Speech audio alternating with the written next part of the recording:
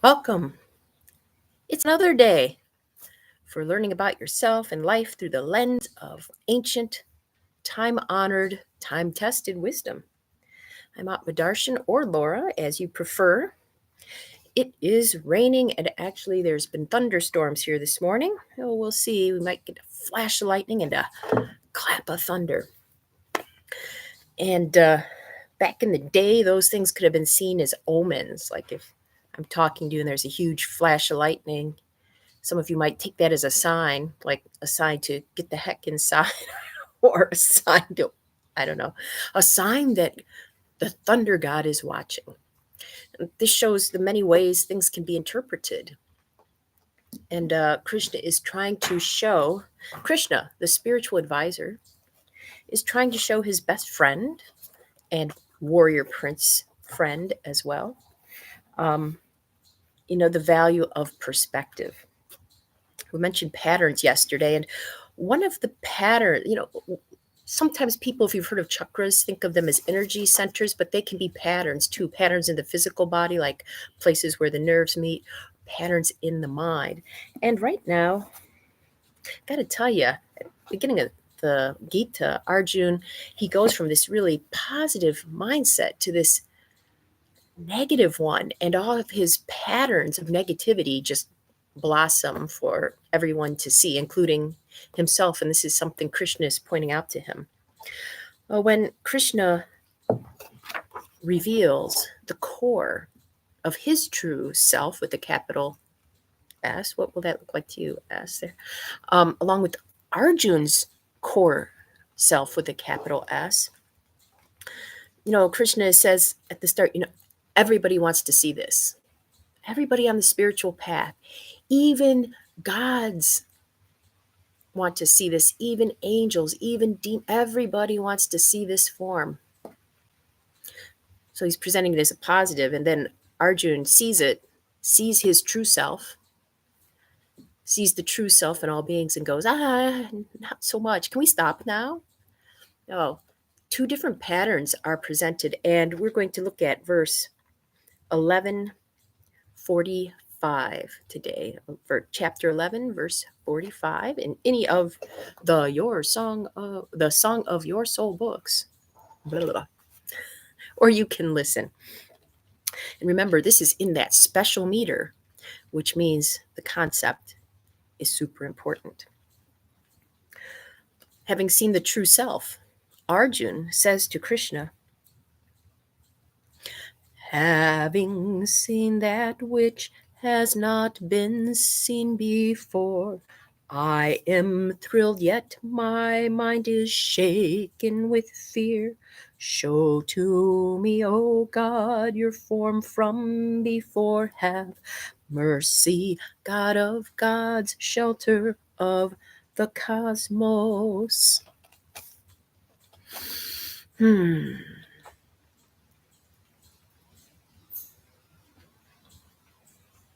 In other spiritual traditions, people who are said to be avatars or just very special beings reveal their true selves, and their disciples often go, "Oh," or "I don't believe you," or things like that. That negative mindset appears, and that can be just part of the human condition. Our root chakra is a pattern of fear and insecurity that we have to deal with in life. So here's Arjun. He's seen the true self. He's seen what you could call, if you wish, God, or anything secular, because actually the word that we have to translate in English as God does not have that exact same nuance in Sanskrit, but it's the closest word we have in English. It would more literally mean like a bright being, a deva, somebody full of light. And Arjun has seen this light, and he sees this light within himself, and then he sees the light within others.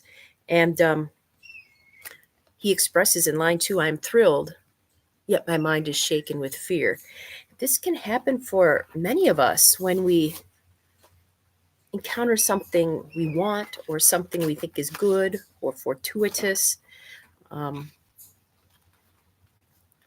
I was just reading this morning about a comet that's passing through, and I guess it really passed through last night. It's the closest to the Earth it's going to be for 100 years. If you want to see it, you have to see it yesterday, today, or tomorrow. Well, the 3 periods of time, yeah. And so hopefully, well, it's very cloudy. I don't know what will happen if I'll be able to see it tonight. But I was thinking back to more medieval times when things like that were labeled as portents or omens. And it really depended who was talking to, whether the omen was a good one or a bad one. Same thing, same comet, same eclipse, same birds in the sky, all kinds of things would be used as omens. And our interpretation of whether they're good or bad is due to our patterns. What patterns do we see? So today I'm inviting you to examine your patterns. And let me tell you, the news channels play into this pattern of fear. They hook you. So when you see news, when you see a comet, when you see lightning flash, when you see a parking spot right in front of the place you need to be and it just opened up, what do you see? Do you see a good omen? Do you see a bad omen? When you look around you, does the world look thrilling to you or does it look full of fear? We can learn a lot about ourselves from realizing this. Let us balance the mind with a balanced pose. In the rain, the tech's inside because of the rain today.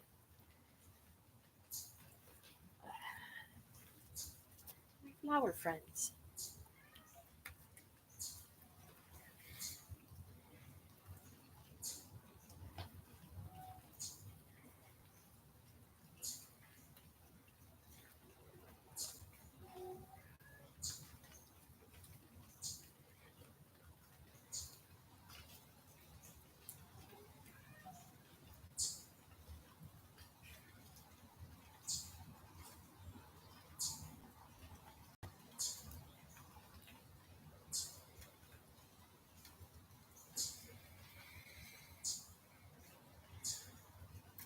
Switch sides.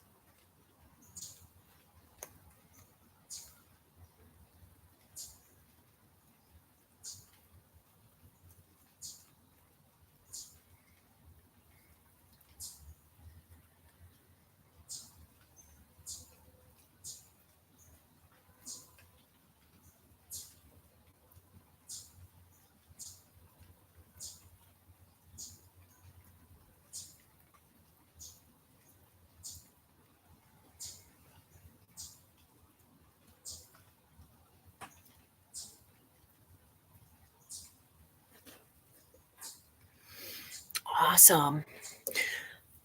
Oh, some might think of sitting in the rain as being like a fearful thing to do, getting wet, especially wet pants from sitting in the wet.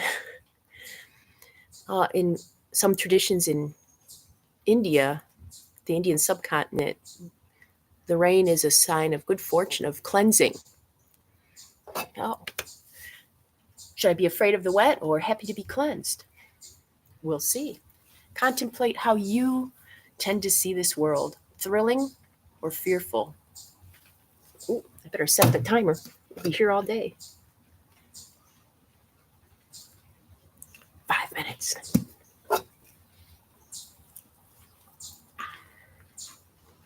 Friend.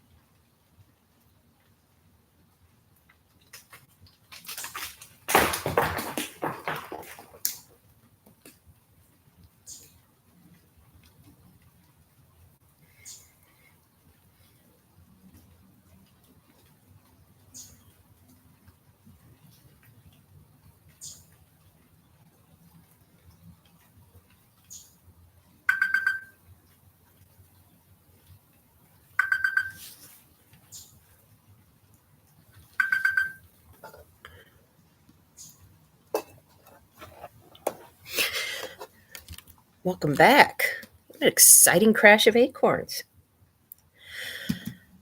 So I wonder how you tend to see things around you. One of the big contrasts between Arjuna and Krishna in the Gita is that Arjuna is like, my country is on the verge of civil war and everything's going to hell. And Krishna says, so that's Arjuna. Arjuna saying everything's going to hell. And Krishna's pattern is everything's always working toward the greater good. And then you see the difference in their lives play out throughout the Mahabharata. Which do you choose? Gosh, the cat scared me. Actually, I heard some deer back there. Some people might say having deer around and seeing them and getting up close to them is a good omen, but let me tell you, the ones around here are pretty flippin' big, and I am both thrilled and fearful. Maybe we can embrace both aspects. Something to contemplate until I get to see you again. Oh, and today's practice is dedicated to Cathy. Who else did I say? And to everyone who joined in for Navaratri. I really appreciate you. And to the yoga teachers who love baseball. All right. Next time.